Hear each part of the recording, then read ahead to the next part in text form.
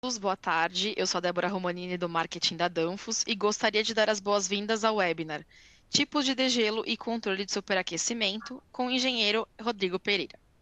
Esperamos que esse tema possa fortalecer a aprendizagem e conhecimento de todos os nossos espectadores e agradecemos pela presença. Continuando, vou compartilhar com vocês algumas informações úteis para incrementar a sua experiência. A visualização que verão a seguir pode estar situada em lugares diferentes da sua tela, mas eu explicarei a função de cada uma. No lado esquerdo superior, você verá o webcam do apresentador. Logo abaixo está disponível o campo para você enviar as suas perguntas. Em seguida, temos as informações adicionais sobre o tema e, em alguns casos, links para download. Centralizado, você verá a apresentação. Você poderá deslizar aumentando ou reduzindo esse campo. À direita estão disponíveis as informações do nosso palestrante. Você poderá entrar em contato com ele pelo e-mail que está disponível ou agendar uma reunião com o time de vendas enviando um e-mail. Também estão disponíveis os tópicos para você compartilhar este webinar em suas redes sociais e inscrever em nossa newsletter. Na parte inferior, você poderá personalizar a sua experiência com os ícones reação, pesquisa de satisfação e certificado. Caso a câmera do apresentador ou a apresentação trave, sugerimos que atualize o seu navegador. Pedimos que ao finalizar este webinar responda a pesquisa de satisfação, que estará visível em sua tela. Ela é muito importante para nós. Não se esqueçam também de fazer o download do seu certificado de participação ao final deste webinar.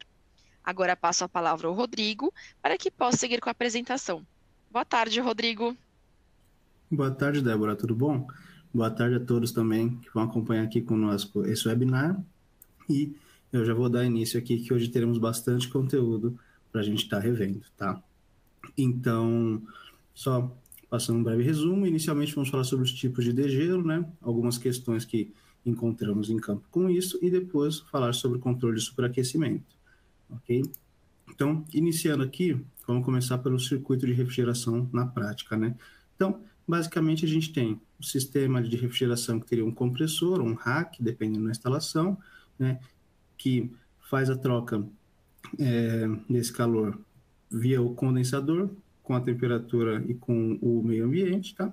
E temos o evaporador, que é quem vai fazer a parte de jogar a refrigeração, seja para uma câmara fria, seja para um balcão, seja para uma própria vitrine, tá? Então, esse seria o nosso circuito básico. Como que isso ficaria num diagrama, tá? A gente vai ver na sequência. Qual que seria a finalidade do nosso sistema de refrigeração? Então, o básico, o inicial seria manter as temperaturas corretas. Isso pode ser tanto para sistemas de congelados, como de resfriados, como o próprio ar-condicionado. Independente de tudo, a intenção é manter as temperaturas corretas, tá? Quando se faz um projeto, a capacidade de refrigeração planejada é normalmente maior do que a carga proveniente das mercadorias que vão ser resfriadas naquele local, tá? Então, isso a gente já tem em mente, tem que ser projetado dessa forma.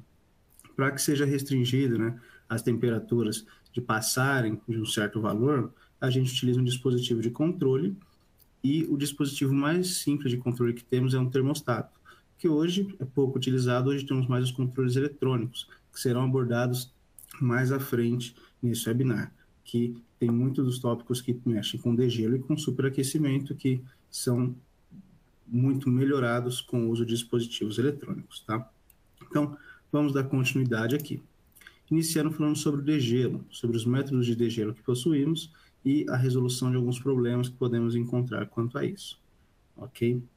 Então, vamos lá. Inicialmente, né, esse aqui é o nosso ciclo frigorífico, onde temos o compressor, que inicialmente, né, após fazer a compressão do gás em estado gasoso diretamente, joga no condensador. Esse condensador, trocando esse calor com o meio ambiente, vai condensar esse líquido vai passar pela nossa válvula de expansão, que vai fazer com que ele tenha uma queda de pressão. Essa queda de pressão também vai executar uma queda na temperatura. E vamos jogar isso ao nosso evaporador, que vai receber o líquido e tem a função específica de, além de jogar esse frio, né, para o local onde se deseja, por exemplo, uma câmara fria, também deve evaporar todo esse líquido, para que o compressor receba apenas gás, tá? Porque Caso o compressor não receba apenas gás, ele será danificado, pois ele não comprime líquido. Então, tendo essa ciência, a gente vai falar agora apenas do evaporador, porque o degelo se aplica diretamente a ele. Tá? Então, na sequência aqui, qual que seria uma operação típica de câmara fria, né? Ela acaba ocorrendo no evaporador. Uma criação de uma camada de gelo, então a gente acaba resolvendo isso com o degelo, né? Precisamos verificar também aonde que está a localização do evaporador, se ela tem um bom fluxo de ar, se aquele evaporador naquele local é o suficiente. Temos também a questão de problema de temperatura e de umidade, tá? É sempre importante verificar esses dois pontos, e eu já vou citar mais à frente o porquê, principalmente da umidade. Problemas de dreno, problemas no dreno do evaporador pode acabar causando um congelamento maior do evaporador, caso esse dreno não esteja funcionando corretamente. E a localização do sensor de feixe de gelo. Isso daí a gente também vai fazer a explicação e falar qual seria a melhor posição para estar colocando esse sensor. Então, dando sequência aqui, também temos a falta da manutenção. Tá? Uma falta de manutenção num sistema como esse pode acarretar em vários problemas.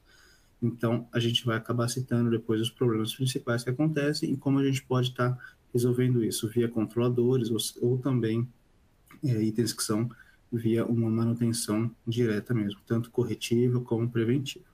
Tá ok? Então, indo aqui mais além, né, no evaporador, temos aqui uma vista geral.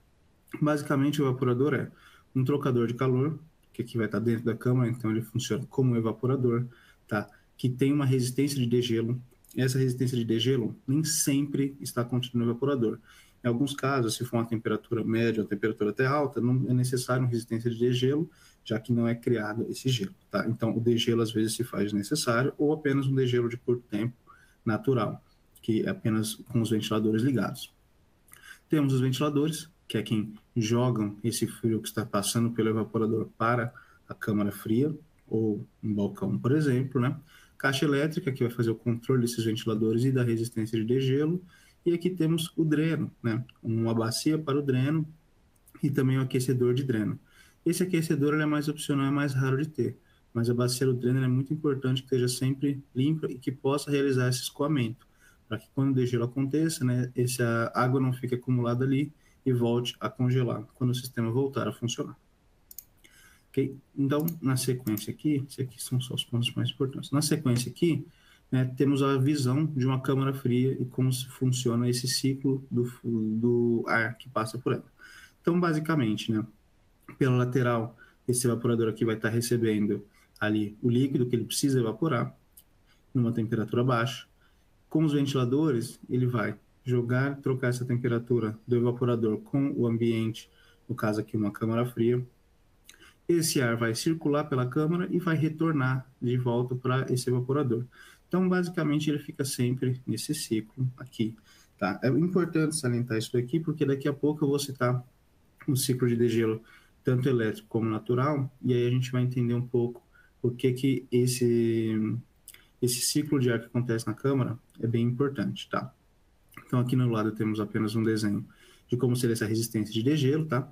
Resistência de degelo são esses pontos aqui. Não sei se dá para ver muito bem, mas esses que tem aqui, fios saindo dele, que são basicamente as resistências que, ao serem ligadas, vão apenas aquecer ali no meio do evaporador, visando derreter esse gelo. Ok. Então, continuando aqui alguns problemas de operação, né, que podemos ter nos evaporadores. Nesse caso aqui, vamos falar sobre acúmulo de gelo e de degelo. Tá? Então, assim, o que o gelo faz? Quando ele está no evaporador, ele acaba isolando. Ele trabalha como um agente isolante. Então, com isso, ele vai reduzir o transporte de calor, restringir o fluxo de ar que está passando ali no sistema, reduzir a pressão de sucção do seu evaporador e diminuir o desempenho do evaporador. Diminuindo esse desempenho, né, ou seja, ele não vai estar atingindo a temperatura desejada. Então, ele vai ter um maior tempo de funcionamento do sistema. Seu compressor não vai desligar, porque ele não vai atingir o set point. Então, o que acontece? Você vai ter um maior consumo de energia, tá? Isso realmente vai acontecer, podendo chegar até 30% nesse caso. Voltando aqui, você vai ter um aumento de temperatura na sua câmara, além de não conseguir alcançar a temperatura desejada. nesse caso podendo chegar até perder produtos, ou seja, é muito importante manter essa parte em dia, parte do degelo, e bem configurada, e em muitos casos pode chegar a danificar o evaporador. Como que ele faz esse danifica o evaporador? Um gelo que não seja totalmente derretido, ele vai acabar virando, digamos, fica uma pedrinha de gelo ali. No próximo degelo, ela acaba criando uma camadinha a mais e também não é derretida por total.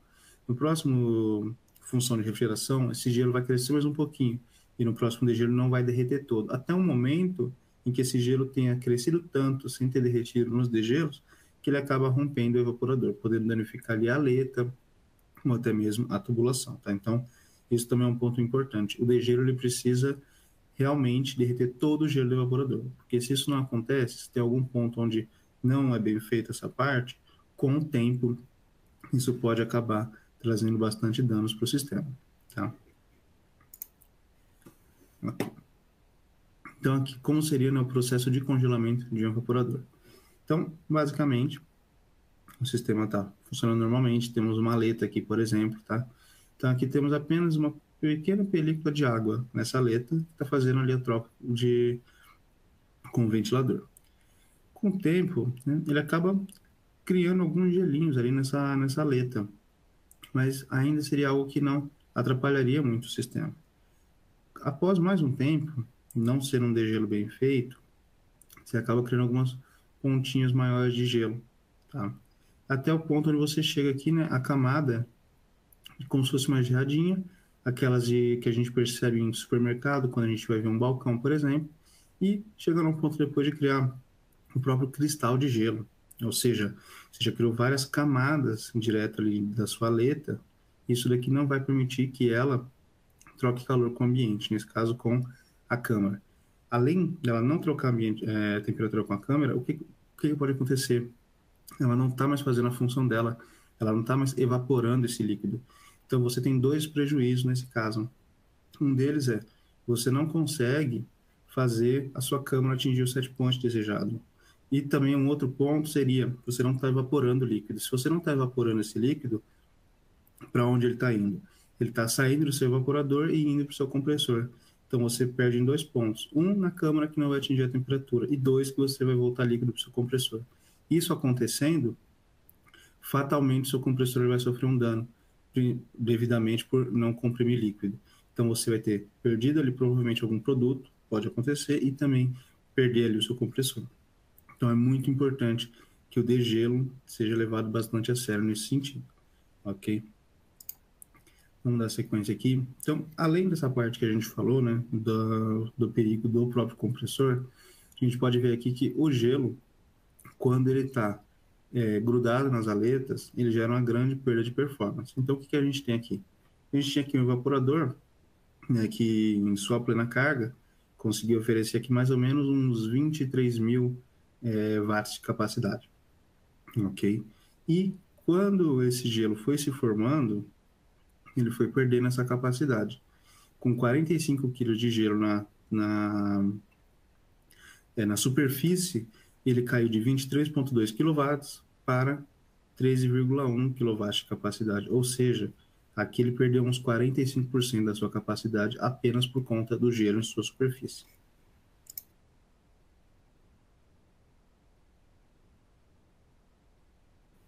Agora, então, já que a gente falou diretamente sobre o degelo e sobre o que isso causa no evaporador, a gente vai trazer basicamente as soluções, que é fazer a realização do degelo de uma forma onde ele seja bem feito, não deixe gelo no evaporador e com isso não temos essa preocupação dentro do sistema, tá?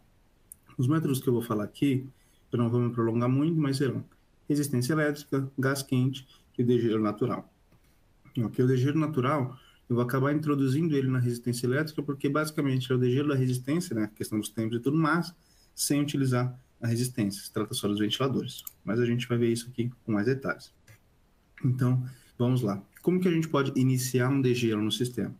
Então, a gente pode fazer um degelo manualmente, tá? Se a gente está utilizando um controlador, a gente pode forçar esse controlador a fazer um degelo.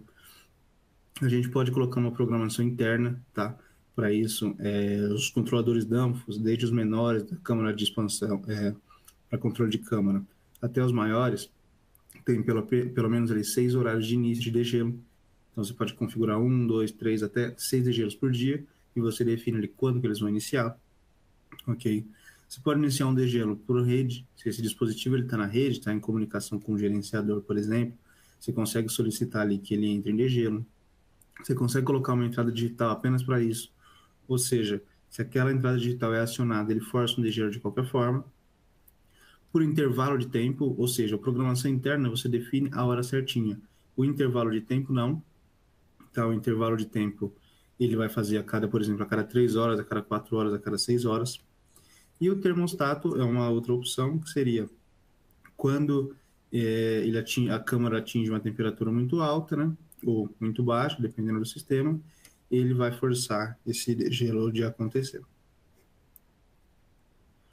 E a parada de degelo? Como que a gente pode terminar um degelo, né? O que a gente mais recomenda seria por temperatura. Por que eu diria por temperatura o mais recomendado? Porque basicamente você só vai fazer degelo no tempo necessário.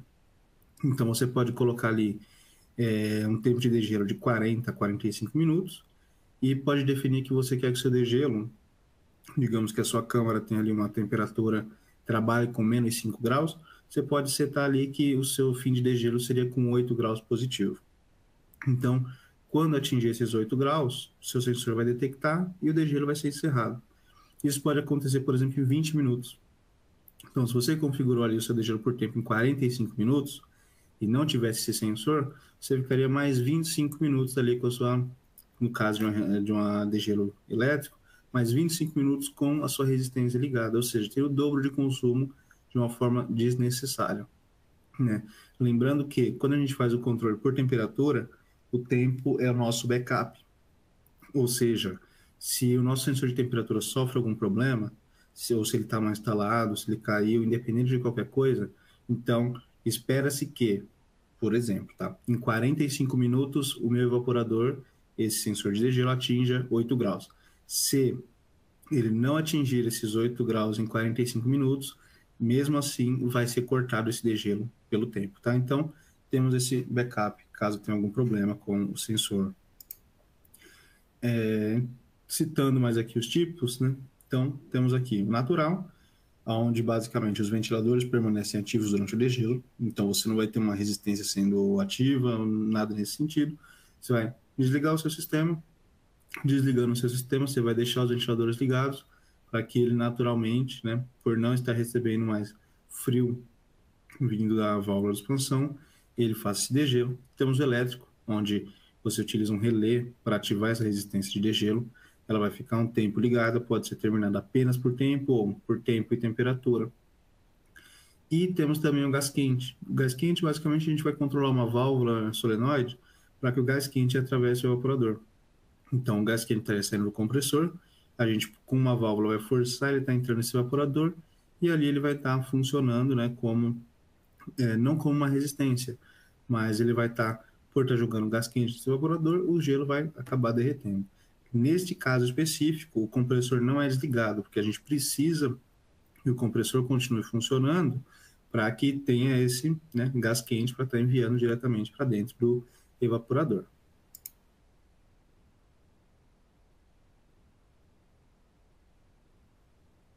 Aqui alguns pontos de degelo natural e elétrico, tá? Então, como que nos nossos controles, principalmente no que eu vou citar mais à frente, que é o AKCC55, ele trabalha, tá? Então, o que que ele vai fazer? Inicialmente, ele percebe que ele tem que entrar em degelo, mas ele não vai só desligar o sistema e entrar em degelo. Não, basicamente o que ele faz, tá? Ele vai fazer o pump down no sistema, ou seja, a sua válvula de expansão, ela vai fechar. No caso de estar utilizando uma válvula de expansão termostática, seria uma válvula solenoide, ou seja, essas válvulas acabam fechando. Com isso, o compressor vai recolher todo esse gás e vai desligar por baixa pressão, e aí seu degelo é iniciado, tá? Quando o seu degelo é iniciado, vai se passar um tempo, ou tempo e temperatura, como citei, e aí esse degelo sai. Quando esse degelo sai, o ventilador pode continuar desligado, ou também há uma opção de ligar o ventilador. E aqui né, após o tempo de gotejamento, onde o sistema continua desligado, ele volta a funcionar, tá? Então, você liga aqui o seu sistema e aí, depois de um tempo, que você pode colocar um delay do ventilador, você volta a ligar o seu ventilador. Por que que o ventilador ele tem um delay e por que que ele não é ligado diretamente aqui? Quando você faz, né, um degelo por resistência elétrica, você acaba esquentando o seu evaporador, né? Basicamente para derreter o gelo. Se você liga o seu ventilador logo após o final desse degelo, você vai estar utilizando o ventilador para jogar gás quente, né? Para jogar ar quente nos seus produtos. Então, lembra que eu citei lá em cima? Eu vou até voltar no slide aqui, né? Deixa eu só procurar eles aqui. Esse slide aqui, tá? Que a gente estava vendo aqui esse fluxo de ar. Então, o que que acontece aqui, né? Se eu fiz o degelo e esquentei meu evaporador, se eu ligar meu ventilador aqui, ele vai jogar ar quente para todo dentro da minha câmara. E com isso eu posso gerar problemas nos alimentos, né? Então não é bom a gente fazer isso. Então a gente acaba esperando um tempo. Depois desse tempo é onde a gente liga o ventilador de volta. Ok? Dando sequência aqui, tá? Só lembrando que vocês podem fazer perguntas aqui no chat. No final da apresentação eu vou estar respondendo. Então qualquer dúvida que fique, peço por favor que façam as perguntas, né? E aqui eu vou ter um detalhamento maior sobre a resistência elétrica e como seria feito esse degelo. Então, em si, né, a refrigeração está funcionando, percebe-se que precisa fazer um degelo, isso pode ser por horário marcado, por algum termostato, por uma entrada digital, uma entrada manual, independente, nota-se, o sistema nota que precisa iniciar um degelo, então aqui ele força meu pump down. Quando ele vê que meu sistema desligou, no caso de não ser por gás quente, né, quando ele vê que o sistema desligou, que é por resistência elétrica, ele vai ligar essa resistência. Essa resistência vai ficar ligada por 20 a 30 minutos, ou terminar por tempo, né? Quando isso acaba, esse tempo de degelo, ele percebe que o degelo não precisa mais acontecer, ele tem ali um tempo de gotejamento, tá? Esse tempo aqui, ele é configurável. O que seria o tempo de gotejamento? É o tempo para garantir realmente que todo o gelo derretido consiga cair do evaporador. Por quê? Porque se a gente não dá esse tempo de gotejamento e já liga a refrigeração na sequência, ele já vai congelar essas gotículas que estavam pingando o evaporador. Ou seja, não vai ter sido um degelo tão eficiente. Então, o gotejamento ele é importante. Que sejam 3 minutos, 2 minutos, mas já é o suficiente para as gotas que estiverem ali já conseguirem cair na nossa bandeja de dreno. Ok? E aí temos, né, faço também aqui o tempo de espera do ventilador, temos o fim desse degelo, e podemos voltar à refrigeração. Então, basicamente, esse daqui é um sistema de como acontece esse degelo, tá? Aqui a gente tem o esquema de gás quente, tá? Esse daqui era um GIF, acredito que agora ele não esteja funcionando, mas o que acontece com ele em si, tá? Basicamente aqui a gente tem o compressor, né? Tem o nosso condensador, aqui é o evaporador, e quando a gente ativa aqui o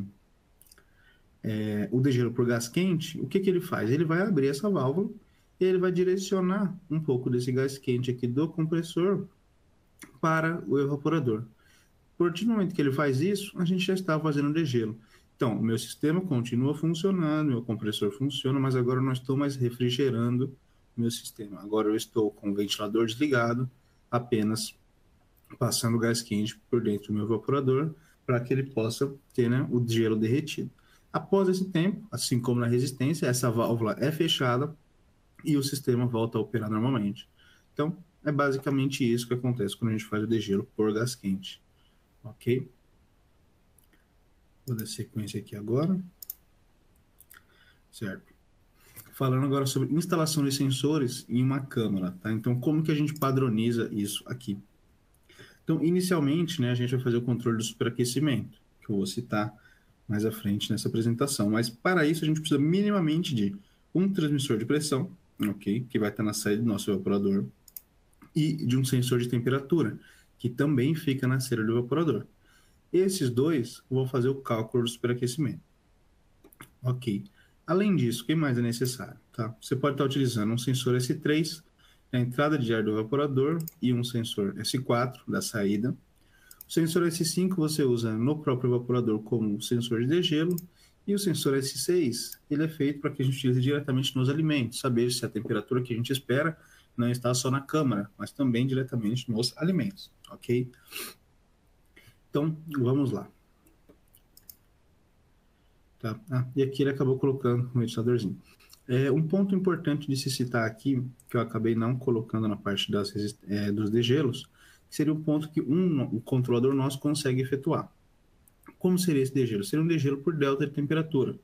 Ou seja, ele vai fazer a medição do meu sensor S3, que seria a entrada, do meu sensor S4, que seria a saída de temperatura, e vamos dizer que na etiqueta do seu evaporador, o fabricante te garantiu que você tem ali uma troca de 5 graus. Tá? Então, você espera que, né, o ar entre, por exemplo, a 5, né? Se for uma troca de 5, o ar entra a 6, você espera que ele saia a 1, tá? Tendo essa troca de 5 graus. Então, o que acontece? O controlador vai ficar medindo isso, você configurou isso nele. Se ele verificar que esse delta, tá? Que esse delta não está acontecendo, ou seja, é para eu trocar 5 graus entre a entrada e saída. Se eu não estou trocando 5 graus, eu não estou com a melhor eficiência do meu evaporador. O que é que faz eu não ter essa melhor eficiência no evaporador? Ou meu ventilador não está em funcionamento, mas não tem como a gente saber isso diretamente, ou o meu sistema está obstruído, que seria o gelo. O que a gente faz nesse caso, então? O controlador vai ligar também um degelo. Então, além do controle manual, além do controle por termostato, todos aqueles controles que a gente citou, a gente tem um controle por delta. Basicamente, ele vai pegar as duas temperaturas, vai verificar se o delta está ok. O delta não estando ok, ele também vai iniciar um degelo. Tudo isso são formas de a gente estar iniciando um degelo, tá? Além do ponto que, se você configurou degelo por tempo ou por, né,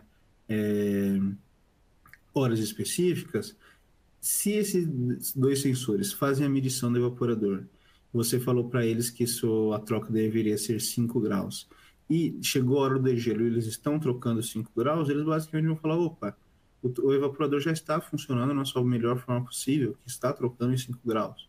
Então eu não preciso fazer degelo agora, ele vai pular um degelo.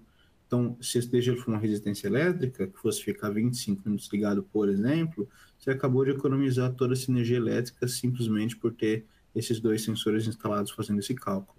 Então, tudo isso são formas que a gente tem, né, de otimizar o sistema, de garantir que o evaporador não está congelado, de garantir que você não vai ter nenhum problema de retorno de líquido compressor. Tudo isso são formas que ajudam o sistema e otimizam, além de fazer economia de energia, né? Então, vamos dar sequência aqui nesse ponto, tá? Falar sobre alguns problemas que a gente pode ter no evaporador, ok? Então, vamos lá. Problema de degelo que a gente pode ter: entrada de ar úmido. Se a porta ficar muito aberta, se você não tem um controle com uma cortina de ar, por exemplo, você pode ter ali muita entrada de ar úmido. Por que eu cito o ar úmido? O ar úmido, ele vai gerar esse congelamento no seu evaporador, tá? O ar por si só não atrapalharia tanto a operação da câmara, mas quando entra o ar úmido, essas gotículas que estão no ar que vão acabar grudando no seu evaporador e gerando grandes camadas de gelo, tá? Então, ela entra pela porta e aumenta o custo de funcionamento em mais ou menos 30%, já que ela vai estar obstruindo o seu sistema e dando mais trabalho para o evaporador deixar a temperatura da câmara como desejado. Então, quais seriam as melhores práticas nisso? Uma boa gestão de portas, ou seja, não manter as portas sempre abertas, e utilizar a cortina de ar para garantir que quando alguém entra ou saia, não vai ter tanta entrada e saída também de ar úmido no sistema. E ali no meio está a automação de portas, que está em negrito. Nos problemas que eu vou citar aqui de degelo, eu vou deixar em negrito o que a gente consegue fazer diretamente via controladores, tá? Que é um ponto importante que a gente vai citar no fim da apresentação. Então, aqui no caso, né, a automação de portas é o que um controlador pode fazer. Ele consegue verificar quando a porta ficou aberta. Então, isso ele pode gerar um sinal sonoro, ele pode gerar um sinal luminoso. Isso vai fazer com que quem está cuidando ali do sistema, né, acabe por prestar atenção naquilo e evitar que essa porta fique aberta, tá ok? Então, vamos dar continuidade aqui nesse ponto. Citar agora problemas de degelo no acúmulo do gelo e ao lado também do evaporador. Então, o que pode acontecer aqui, tá? A gente pode ter falha de resistência de degelo, ou seja, infelizmente nesse ponto não se tem muito o que fazer, Porém, o que você poderia ver, né, dependendo do controlador que estivesse sendo utilizado, seria você iria ver que a sua troca não tá acontecendo, então, seu sensor S3 e S4 vão ver que você não está tendo ali uma diminuição da quantidade de graus que se imaginava, vai ligar o degelo e vai continuar fazendo essa medida. E ele vai ver que, opa, eu continuo sem conseguir trocar mesmo depois do degelo. E aí você vai ter um alarme que vai estar te avisando, olha, a sua troca não está sendo eficiente. E aí é nesse ponto onde alguém deveria entrar e fazer a manutenção, porque é algo que infelizmente pode acontecer, uma falha da resistência. Outro ponto ali, localização incorreta do sensor de fim de degelo. Por que isso pode acontecer? Você pode pegar esse sensor de fim de degelo e se você colocar ele de forma errada, de forma bem próxima ali perto do dreno, uma parte onde vai ficar com o gelo mais derretido, ele pode dar medidas erradas. Então, ele pode te falar em alguns momentos ou que você nem precisa entrar em degelo ou que o degelo já foi concluído, sendo que não é verdade se ele estiver mal posicionado. Então, isso é importante também estar em negrito, porque isso ofende o controlador. Essa leitura, sou uma leitura mentirosa, ela vai dar um problema no seu sistema. Tempo de degelo muito curto. Caso não seja utilizado esse sensor de temperatura, se você programa um tempo de degelo muito curto, que não é o suficiente, a gente já viu, eu citei isso antes. O gelo vai continuar um pouco no evaporador. Com o tempo, a cada camada que ele vai acrescentando, né, de cada sistema, de cada ciclo de refrigeração e degelo, em um momento você pode danificar esse evaporador. Ok? Aí você tem ventilador do evaporador com defeito, também algo que, né, não dá para prever diretamente, é necessário uma manutenção. Baixa carga de refrigerante, pode acontecer também, né, necessita da manutenção. Umidade no sistema, como a gente acabou de citar, que pode entrar diretamente pelas portas, tanto para gerar isso daí, né, gerar essas camadas de gelo, e fluxo de ar ruim, no caso do gerenciamento de câmara frigorífica. Ou seja, é um ar que entra muito úmido. Às vezes não é nem questão da porta, às vezes o próprio ambiente todo já tem um ar muito úmido, então fica um pouco mais difícil de fazer esse cuidado com o evaporador.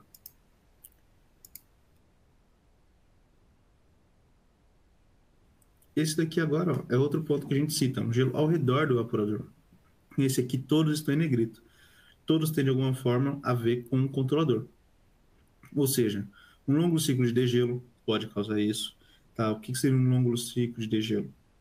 Dependendo do fato se for um degelo natural ou se for um degelo por resistência, se você demorar para fazer um degelo, ele vai acabar acarretando isso. Tá? Então, digamos que você coloca que eu quero 2 degelos por dia e você necessitava mais do que isso, esse tempo pode chegar a ficar nesse ponto. Isso tem que ser estudado antes de ser configurado. Posição incorreta da sonda de termo de degelo também pode acontecer. Né? Então, dependendo do local que ela esteja, se for, por exemplo, muito perto de uma resistência, rapidamente ela já vai aquecer e já vai falar, opa, o degelo foi feito, mas não terá sido feito de verdade. Temperatura de terminação muito alta. O que aconteceria? Se você coloca uma temperatura de fim de degelo muito alta, ele não vai chegar nessa temperatura com a resistência. Então ele vai cartar por tempo. Se você configurou o tempo muito baixo, você também pode chegar a esse ponto. Então, você precisa que os dois estejam sincronizados. Tanto o seu sensor de degelo bem posicionado, como o seu tempo de degelo atuando de forma suficiente, caso o seu sensor de temperatura não atue, esteja em falha, esteja com algum problema. Né? Degelo em excesso. Por que isso pode acontecer em degelo em excesso? Porque o degelo pode ter pouco tempo. Então, se você for fazer, por exemplo, 6 degelos por dia, mas for 6 degelos de 10 minutos, não te adianta. Às vezes é melhor 4 degelos de 30 minutos. Então, fazer muito degelo não significa que você está tendo sucesso na diminuição de gelo do evaporador. Isso também é importante, tem que ser verificado. E um tempo de gotejamento muito curto, que é o que eu citei. Se você acabou o seu degelo, o seu evaporador ainda está pingando um pouco, e você já liga a refrigeração, você volta a congelar aquele gelo que ainda estava escorrendo. Então, você fez o degelo, você conseguiu praticamente derreter o gelo, mas você não se ateve alguns minutos para que esse gelo escoasse do evaporador realmente e saísse do seu evaporador, não podendo mais ser congelado. Ok? Vamos dar continuidade aqui, que a gente ainda tem bastante coisa. Bloco de gelo no evaporador. Esse é o que eu citei mais cedo, né? Então, seria causado por um degelo insuficiente. Você faz o degelo, mas ainda vai ficar uma bolinha de gelo ali, em uma das aletas, no meio do sistema. O gelo vai continuar ali, você faz o ciclo repetido de congelamento e descongelamento, no caso seria o degelo, né? Então, você faz a refrigeração, aí faz um degelo não suficiente, ou seja, fica uma camadinha a mais do gelo. volta para refrigeração, faz uma bola grande de novo. Quando ele faz o degelo, sobra uma camadinha ali. Isso vai passando um tempo, então isso aqui, ó, pode acontecer de 3 a 6 meses, tá? É um gelinho que ele vai crescendo camada a camada até o momento onde ele danifica o seu evaporador. Então, o degelo tem que ser garantido que é bem feito realmente, tá? Que todo o gelo sai desse evaporador. Vamos aqui na sequência agora uma dica prática, que sempre fica a dúvida de geralmente aonde, né, se faz a instalação direta do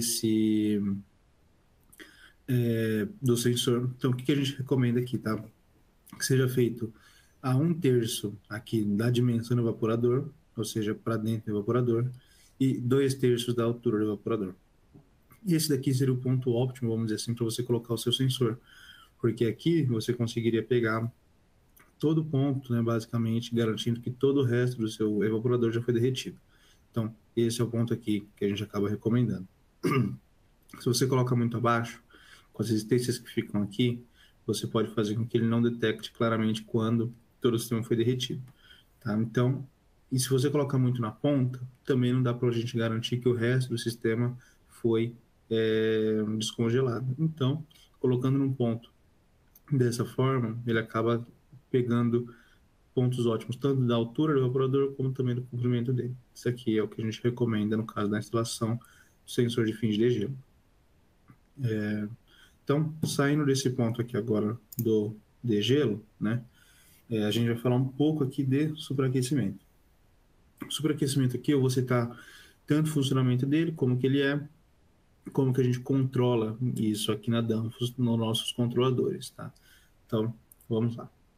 Aqui a gente vai voltar para o nosso ciclo frigorífico, porque a gente acabou de passar aqui pelo evaporador diretamente, né?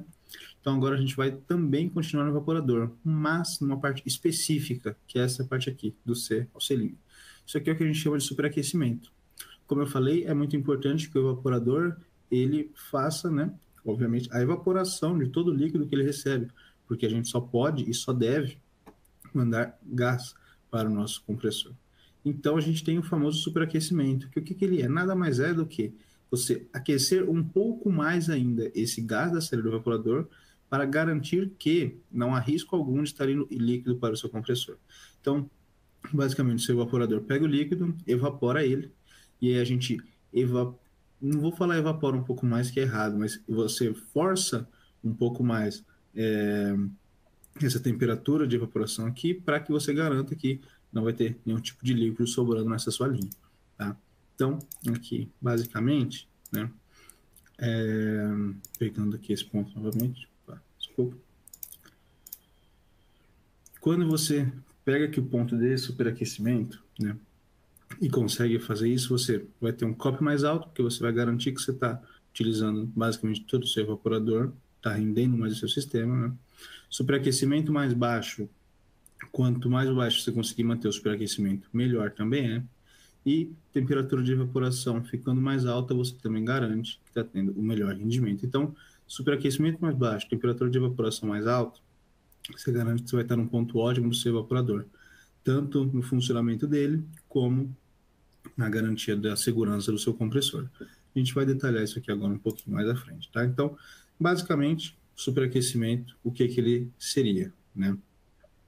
O superaquecimento, ele fica sendo calculado por um sensor de temperatura na saída do seu evaporador, ou seja, após ele estar fazendo toda essa evaporação de líquido para gás, e também você pegando um ponto de pressão também na saída desse evaporador, ok?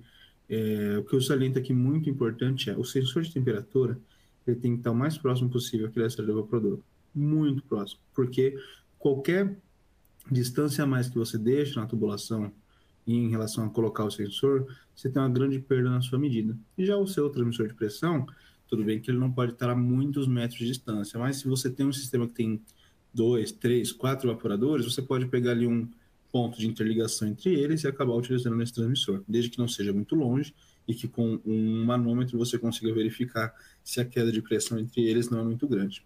Tendo esse ponto de pressão e de temperatura, você faz um cálculo, no caso o controlador faz esse cálculo, que seria a temperatura de sucção menos a pressão de evaporação.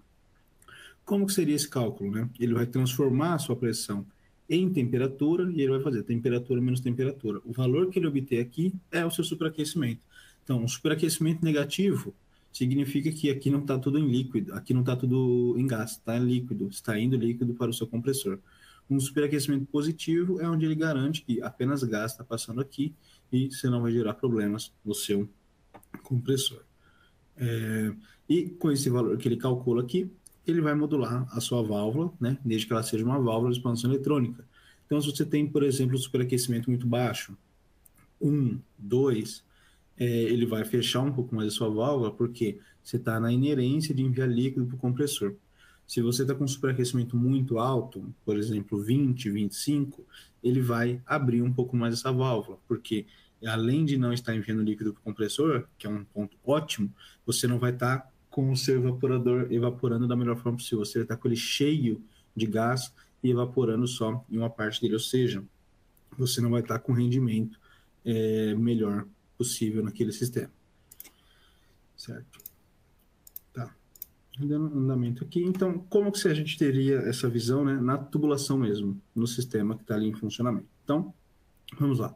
O superaquecimento é o S2, que tem que ser o sensor mais próximo da saída do evaporador, menos o valor real da minha pressão medida num ponto mais à frente, pouco mais à frente, bom salientar, que vai ser convertido para uma temperatura. Então, esse valor aqui é o superaquecimento.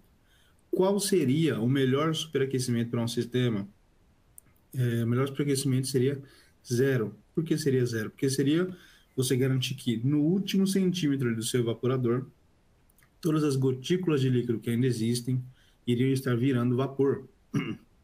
Ou seja, você estaria usando toda a área do seu evaporador para fazer a troca de calor, seria ótimo, assim como você estaria enviando apenas vapor para o seu compressor, que também seria ótimo. Isso aqui seria um sistema com 100% do seu funcionamento na melhor situação possível. Porém, a gente sabe que nem tudo é perfeito dessa forma e que podem ocorrer variações tanto no sistema como em controle, na temperatura.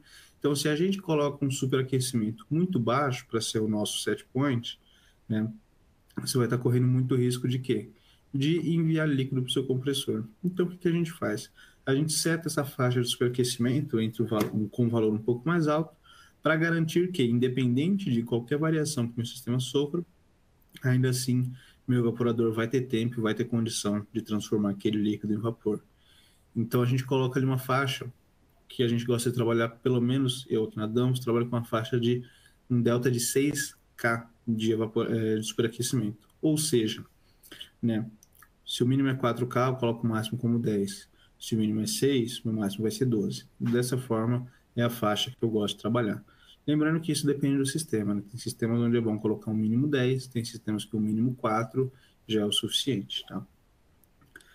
Dando sequência aqui, então onde que isso se aplica diretamente? Você pode aplicar na câmara fria, no evaporador que tem lá dentro, também em balcões de supermercado, em racks, tudo isso é aplicável ao cálculo do superaquecimento. A diferença é que a gente tem são de algumas válvulas, mas é um ponto onde você está só no final mesmo, tá? Então, vamos lá. Otimização do superaquecimento. O que seria isso? Como que a gente pode fazer essa otimização do superaquecimento, tá? Então, basicamente aqui, eu vou ter, né, o superaquecimento atual, que é essa linha em azul, e o set point, que seria essa linha em vermelho. Então, o que acontece? Se a pressão de evaporação flutua bastante, né, e o valor do superaquecimento muda rapidamente, é um sinal de que o controlador deve tentar alcançar o maior valor de superaquecimento. Ou seja, né, se a sua pressão está oscilando muito no sistema, significa que você está oscilando ali provavelmente entre gás e líquido. Então é bom você aumentar um pouco o maior valor do seu superaquecimento para garantir que esse líquido não vai chegar ao ponto de passar o seu evaporador. Então esse é um dos controles que ele faz. Tá? É sempre tentar manter ali um valor um pouco acima do mínimo para garantir a segurança do sistema. Tá? Então é esse ponto aqui que ele está se referindo. Já um outro ponto que a gente pode ver é se o superaquecimento e a pressão de evaporação permanecer constante, bastante constante, tá? Ele pode continuar operando com o menor valor de superaquecimento possível, ou seja, você colocou ali uma faixa, como eu falei, de 4 a 10, e aí ele inicia lá tentando buscar 10K de superaquecimento. Se ele verificar que a pressão de evaporação e o superaquecimento manter constante, significa, opa, então aqui eu estou trabalhando só com gás, está tudo ótimo, meu sistema está funcionando muito bem. Beleza, então eu posso tentar melhorar ele ainda um pouquinho. Eu vou abaixar 1K de superaquecimento. E se ficar estável, ele vai baixar mais 1K de superaquecimento como set point, até que ele consiga manter o menor superaquecimento possível dentro da faixa desejada e também consiga melhorar, né, o desempenho do sistema. Ou seja, isso é uma lógica, isso é o jeito que ele funciona. Isso é um algoritmo. E como que seria, o que seria diretamente, né, esse algoritmo? Esse algoritmo é o que a gente aqui na Danfoss chama de MSS. Tá? O que seria o MSS? O MSS ele é o mínimo superaquecimento estável, ou seja, ele busca automaticamente qual que seria o melhor superaquecimento para aquele sistema naquele momento. Então, isso aqui varia. Tá? Então, aqui o que a gente tem como exemplo para demonstrar, aqui nesse gráfico à esquerda, a gente tem alguns tipos de controle. Então, por exemplo, esse controle mais extremo aqui, em roxo, seriam as válvulas mecânicas, que seriam as válvulas, né, termostáticas mecânicas. O que acontece? Você coloca lá no sistema e você fez ali a sua seleção baseada na capacidade do seu evaporador do seu sistema. Só que essa válvula não permite muita regulação. Ela apenas tem um parafuso ali de superaquecimento, aonde ele vai ser configurado de acordo com a temperatura ambiente daquele sistema naquele dia específico. Ou seja, para aquele ponto ele está otimizado. A partir do momento que a temperatura ambiente muda, a partir do momento que a temperatura da sua câmara sofre alguma alteração, essa válvula já não está otimizada para o sistema. Então, o que a gente tem aqui? A gente tem uma região, né, instável, que seria a região de líquido. Aqui a gente tem a região, né, de mistura. E aqui a gente tem região de gás. O que a gente quer que fique no evaporador apenas? Apenas gás. A gente não pode garantir que saia líquido do evaporador. A gente não precisa do líquido saindo do evaporador. Então a gente tem que estar sempre mais próximo aqui dessa região. Olha aqui onde está a nossa válvula mecânica. Ela está muito longe. Ou seja, em muitos dos casos, você não vai conseguir aproveitar completamente o seu evaporador. Tá? Isso é muito importante também de citar. Aqui a gente tem um superaquecimento fixo, ou seja, você basicamente coloca que você quer 10K de superaquecimento. Em alguns momentos do dia, aqui você até vai alcançar um valor próximo ao ótimo. Ou seja, seu sistema vai estar funcionando muito bem, mas em alguns momentos, onde a temperatura externa muda, o seu sistema muda, você também já fica muito longe disso. Isso também acontece com delta de temperatura, né? E aqui a gente consegue ver o MSS sendo o mais próximo possível disso daqui. Então, como que ele funciona? Aqui no gráfico da direita, a gente tem basicamente um zoom de um desses pontos. Que o que ele faz? Ele vai ficar oscilando entre a região instável, que é o líquido, e a região estável, que é o seco, ou seja, o vapor. Então, ele vai ficar medindo dessa forma que, opa, aqui o meu sistema, tô no vapor. Se eu estou no vapor, talvez eu tenha mais um pouquinho para melhorar meu sistema. Eu vou tentar melhorar. Então, ele baixa um pouquinho o superaquecimento e vai bater aqui, ó, no líquido. Quando ele bate no líquido, ele fala, poxa, eu não quero líquido. Então, aqui para mim está muito baixo. Eu vou subir um pouquinho o meu set point de superaquecimento para eu voltar para o vapor. Então, ele fica nisso o tempo inteiro. Tem alguns momentos, ele vai abaixar e aumentar esse valor de referência de superaquecimento baseado no quê? Em manter o seu sistema sem estar passando líquido do evaporador, mas também com a mínima quantidade possível, né, de perda, ou seja, mantendo o evaporador com vapor apenas mais ali no seu final. Certo? Então, essa daqui é a função do MSS, é garantir uma otimização do evaporador e também te dar segurança no compressor. Ele vai conseguir fazer isso só com esse algoritmo, tá? Esse algoritmo ele se aplica nos nossos controladores diretamente, tanto os controladores para câmara como o controlador apenas de superaquecimento, que eu já vou citar eles em breve. Então aqui, ó, novamente, tem aquele gráfico, a gente tem o início da parte de oscilação aqui, onde está tendo uma certa oscilação, aqui ele não consegue nenhum controle estável. Quando a gente chega aqui a um ponto, né, de ter o início do MSS, ou seja, ele começa a fazer a verificação do ponto estável para o não estável, do líquido para o vapor, a gente consegue manter aqui um controle estável e seguir com o funcionamento do evaporador sempre da melhor forma possível, tá?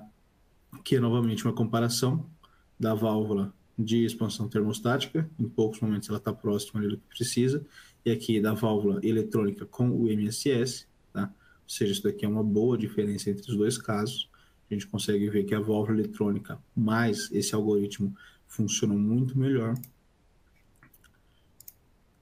certo? E aqui a gente tem as vantagens. Então, o que acontece? Se eu tenho um baixo superaquecimento e maior pressão de evaporação, eu vou ter um melhor COP, tá?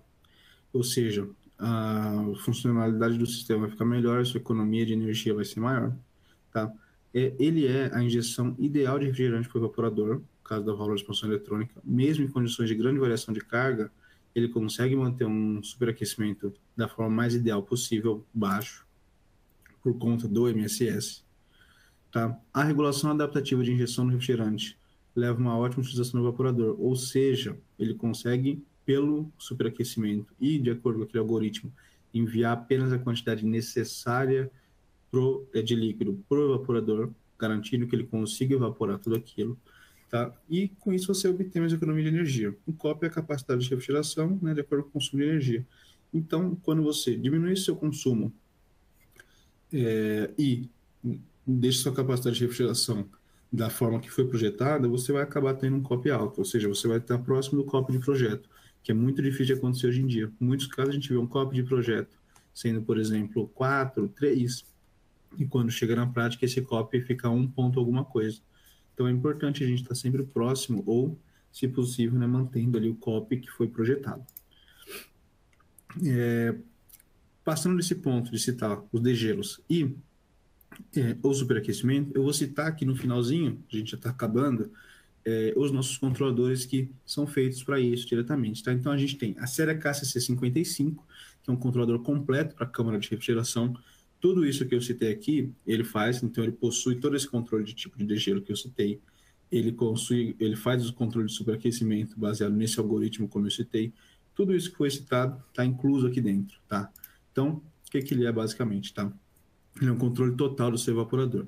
Aqui eu vou colocar alguns textinhos, mas isso vai ficar salvo para vocês depois. Eu não vou ler tudo, tá? Mas basicamente o que ele faz? Ele tem economia de energia, porque ele faz o uso da válvula de expansão eletrônica, okay, e te permite fazer um controle adaptativo disso. Então, ele permite economizar até 8% de energia só com essa válvula eletrônica. Tem um controle preciso, tá? Ele vai ter um controle preciso do seu sistema, juntamente com esse superaquecimento, ele vai conseguir manter o evaporador no melhor funcionamento possível. Tem a otimização do controle, tem uma lógica de controle, como eu falei, MSS, tá? Essa parte de combate a mudanças climáticas é que ele acaba conseguindo trabalhar com todos os tipos de fluidos atualmente mais novos, principalmente A3 e A2L, ok? Tem uma fácil instalação. Esse controlador ele possui um aplicativo, desde que você utilize nossa tela Bluetooth, que pode ser acessada por esse aplicativo, você consegue usar um assistente, configurar muito rapidamente esse controlador. Ele é um controlador de configuração muito fácil, realmente. Você consegue ter acesso rápido às variáveis de estado, ou seja, mesmo que eles não estejam numa rede, mesmo que você só tenha o dispositivo trabalhando standalone, você, com esse display Bluetooth, consegue acessar o histórico das últimas 24 horas desse controlador. Então, se algum problema aconteceu na sua câmera, você tem acesso às informações, né?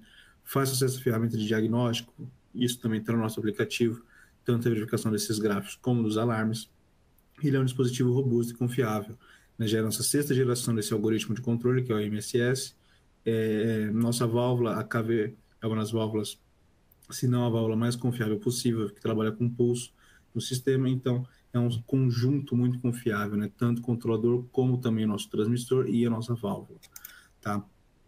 E partindo para a parte de controle, né, com esse controlador, uma válvula de expansão eletrônica, você não vai precisar de ajuste manual, ele vai se adaptar sozinho à necessidade do sistema. Você vai reduzir as horas de trabalho do compressor e o desgaste. Quando eu falo aquela parte de gelo, aqui você consegue utilizar tanto delta como o sensor de fim de degelo, ou seja, você não vai ter o seu sistema ligado mais tempo do que ele precisa, porque você sempre vai garantir que o degelo seja feito da forma exata. E você vai gerar economia de energia, tanto nesse ponto de degelo, ou seja, evitando que a sua resistência fique muito tempo ligada, já que você agora tem um sensor de fim de degelo, como você consegue ter economia até de 8% com o controle adaptativo, que seria juntando a válvula de expansão eletrônica, né, mais esse degelo.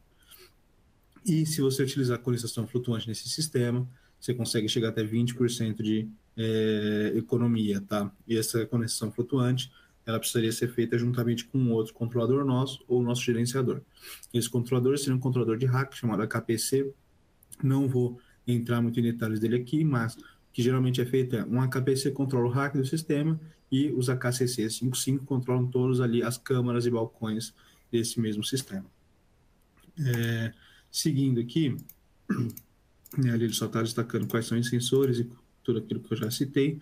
Aqui seriam os displays que esse controlador possui. Ele possui 3 modelos, tá? O teclado você configura tudo pelo teclado, basicamente. Aqui você tem a lista de parâmetros. O display only é apenas para mostrar o valor atual, ou seja, alguns dos modelos conseguem aceitar 2 displays, se eu utilizar um para configuração e um apenas como mostruário.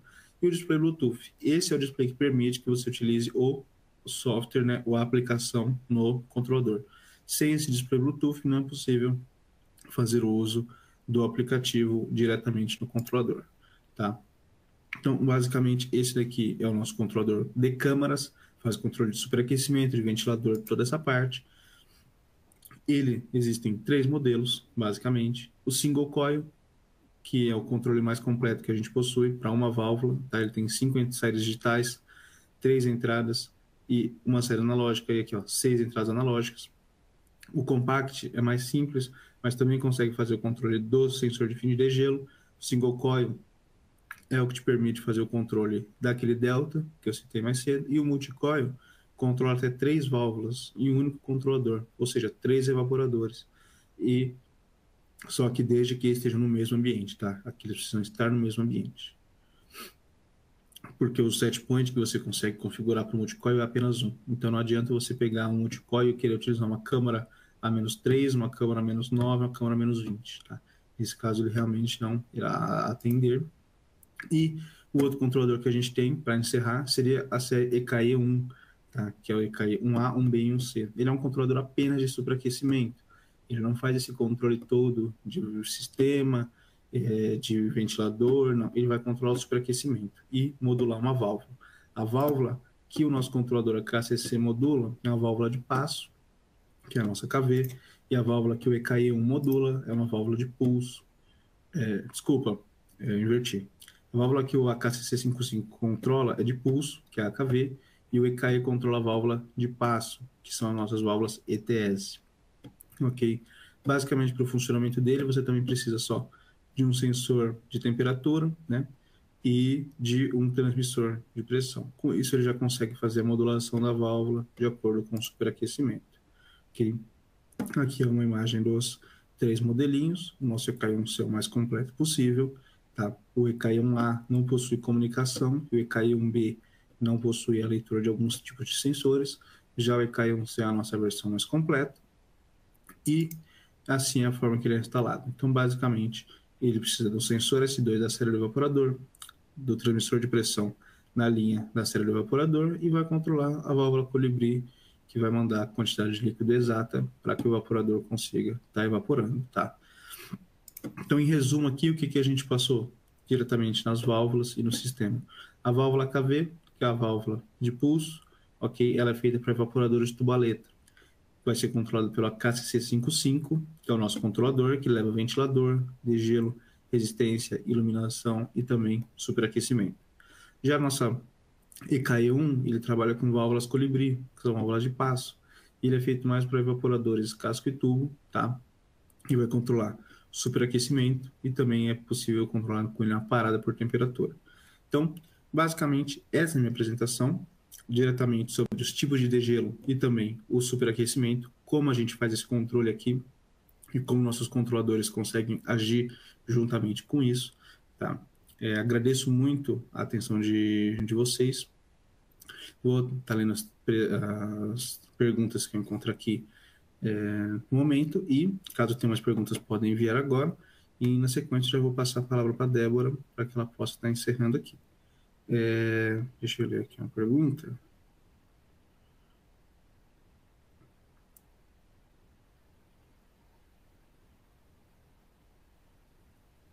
Tá, a pergunta que eu tenho aqui é, quando eu tenho um rack com vários evaporadores, por exemplo, tem vários evaporadores e um precisa fazer o degelo e o outro não. Nesse caso, eu posso utilizar o degelo por gás quente? Se sim, como o controlador faria essa identificação? Quando eu vou fazer o degelo a gás quente, preciso colocar uma válvula reguladora de pressão para evitar pressão excessiva no evaporador? Então, quando você tem vários evaporadores e um precisa fazer degelo e o outro não, no caso, a gente não tem a opção do gás quente ativa, tá? A gente conseguiria trabalhar com uma resistência elétrica ou até mesmo a resistência natural, já que eles estariam no mesmo ambiente, então eles não teriam essa temperatura, diferença total de temperatura. Então, o que acontece? Nesse controlador, a gente não consegue fazer uso do gás quente quando está utilizando vários evaporadores no mesmo controlador, que seria o caso do multicoil. Já se você utilizar um single coil, por exemplo, aí sim você consegue colocar uma válvula solenoide para cada evaporador e aí você faria um desvio na rede individual para cada um deles. Então, controlador individual, mesmo que seja um ambiente com vários evaporadores, você consegue fazer o gás quente. Controlador único, para levar mais do que uma válvula, você não consegue fazer o gás quente individual em cada evaporador. Ok? Tá. E a outra aqui que seria, quando eu vou fazer o degelo a gás quente, preciso colocar uma válvula reguladora de pressão para evitar pressões excessivas no evaporador. Nesse caso, como a pressão vai estar mais elevada realmente, e aí seria uma distância muito grande, por exemplo, você sai de 10 PSI de sucção, 20 PSI, por exemplo, até 150, 160, é interessante se eu colocar uma válvula reguladora para que não tenha essa distância tão grande de temperaturas, principalmente porque isso pode chegar a dilatar, às vezes, o seu evaporador, gerar algum problema. Então, no caso de utilizar o hot gas, é sim bom, é necessário até utilizar uma válvula reguladora para que as diferenças de pressões e temperatura não aconteça tão de forma abrupta, podendo gerar algum problema no seu sistema. Tá, aqui, ó, no AKCC multicoil eu só consigo controlar a válvula de expansão eletrônica ou posso utilizar a válvula de expansão termostática. No multicoil, ele só consegue trabalhar com as válvulas de expansão eletrônica. Não é possível utilizar a válvula termostática no multicoil. No compact, sim. O compact é o único modelo que consegue trabalhar com uma válvula termostática ou com uma válvula KV. Tá? O compact é possível. Bom, de questões que eu vejo aqui, Débora, eram apenas essas mesmo. Então, novamente, agradeço a presença, agradeço as perguntas e fico à disposição. Caso precisem de mais alguma coisa, podem entrar em contato com a gente diretamente. Perfeito, Rodrigo, obrigada. Lembrando a todos também que o contato do Rodrigo está aí na bio dele. Se precisar do e-mail dele, é só clicar ali que tem as informações certinhas. Então, antes de encerrarmos, eu gostaria de agradecer a todos pela presença e convidá-los a todos também para nos seguir em nossas redes sociais, no Facebook, no Instagram e no LinkedIn. Também convidamos a todos a se inscreverem em nosso canal do YouTube da Danfoss Brasil, onde poderão encontrar alguns dos nossos webinars gravados, inclusive esse, outros lançamentos e novidades. Em nosso site, colocando a revista Solutions na pesquisa, também poderão encontrar a nova edição, onde poderão ver casos de êxito, aplicações de produtos e novidades relevantes. Em continuação, aponte a câmera do seu celular no QR Code ao lado para acessar a nossa agenda de webinars. Ou, caso prefiram, também poderão digitar em seu navegador webinar.danfoss.com.br e poderão se inscrever gratuitamente em todos que quiserem. E para finalizar, se tiverem alguma dúvida, além do contato do Rodrigo, também entre em contato com o nosso serviço de atendimento ao cliente. Aproveito a oportunidade para convidar a todos a ouvirem nosso podcast Dribladores da Refrigeração. Novamente, agradeço a participação de todos, peço a gentileza de responderem a pesquisa de satisfação e nos esperamos num próximo webinar. Obrigada!